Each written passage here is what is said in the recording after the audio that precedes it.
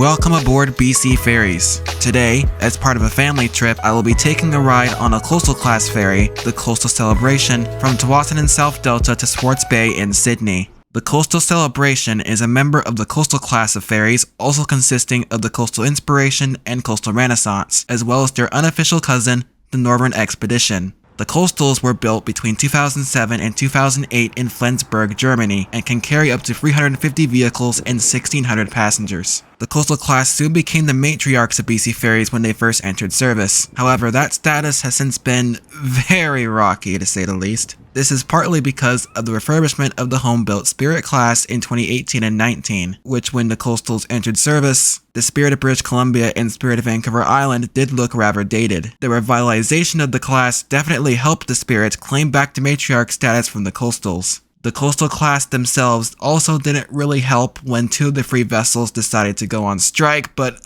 looks like I'm going too far. Back on topic. Also when they entered service in 2007, the class were the largest double-ended ferries in the world, but have just been surpassed by the brand new P&O Pioneer.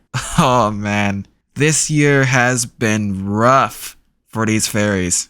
Now without further ado, it's time to board the vessel.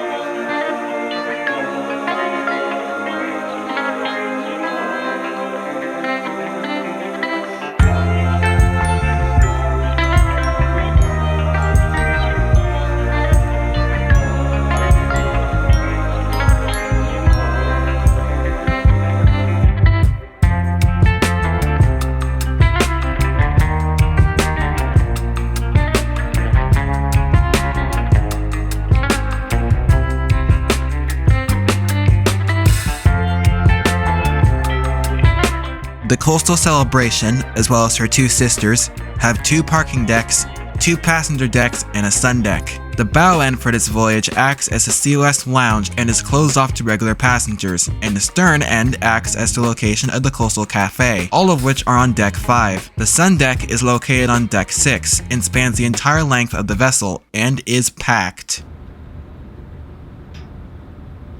The Coastal class also have the distinction of having some of the loudest horns in the fleet, which was made very clear during the voyage, including our departure from the Tsawwassen ferry terminal.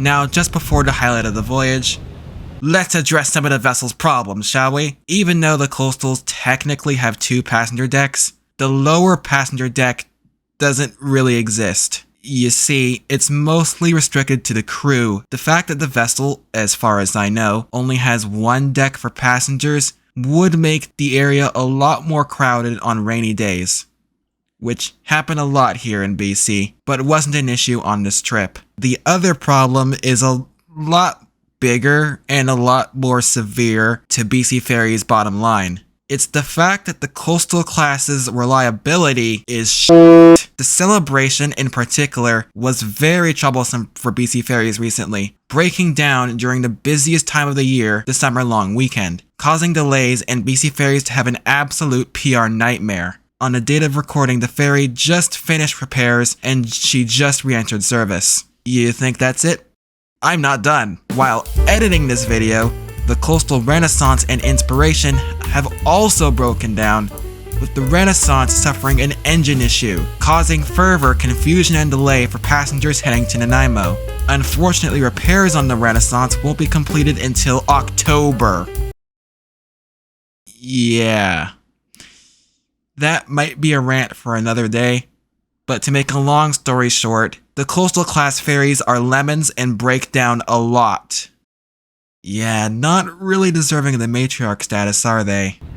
Now with the rant over with, the celebration is approaching the highlight of the trip. This is Active Pass, a small section in the southern Gulf Islands separating, oh boy, I might butcher this here, Galiano Island and Main Island. The pass was named after the USCS Active, a US survey ship that became the first ship to sail through in 1855. Today, Active Pass is very busy with ship traffic and is the most visually entertaining part of the voyage. I can't really describe the beauty of Active Pass, so I'm just gonna show you.